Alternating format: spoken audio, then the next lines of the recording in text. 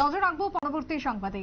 করবুকে আগুন, ইতিমধ্যেই দোকানের জিনিসপত্র পুড়ে যায়, অগ্নিকাণ্ডে ভস্মীভূত একাধিক দোকান, এমনটাই খবর উঠে আসছে করবুক থেকে। তবে গতকালকের এই ঘটনা, যেখানে করবুকের শান্তিকালী আশ্রম সংলগ্ন এলাকার নরেন্দ্র পাড়াতে দুর্ঘটনা, যেখানে আগুনে পুড়ে ছাই হয়ে যায় পরপর দোকান। ইতিমধ্যে ক্ষয়ক্ষতির পরিমাণ প্রায় 6 লক্ষ টাকার উপরে, এমনটাই জানিয়েছেন ব্যবসায়ীরা। 3টি দোকানের ক্ষতি হয়েছে, আগুনে পুড়ে ছাই হয়ে যায় তিনটি দোকান, এমনটাই অভিযোগ করবুক থেকে উঠে এসেছে।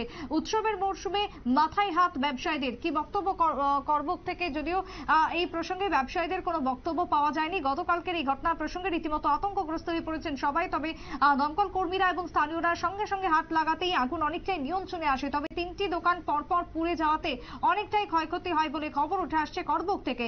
ইতিমধ্যেই করবুকের এই অগ্নিকাণ্ড সম্পর্কে জানা যায়, দক্ষিণ করবুকের এডিসি ভিলেজের শান্তিকালী আশ্রম সংলগ্ন এলাকায় এই আগুন। তবে এখনো পর্যন্ত আগুনের সূত্রপাত কিভাবে তা জানা যায়নি, কিভাবে অগ্নিকাণ্ড সংঘটিত হলো তা জানা না গেলেও স্থানীয়রা এই আগুন দেখতে পেয়ে তৎক্ষণাৎ খবর দেয় দমকল কর্মীদের। ছুটে যায় দমকলের ইঞ্জিন এবং আগুনকে নিয়ন্ত্রণে আনে।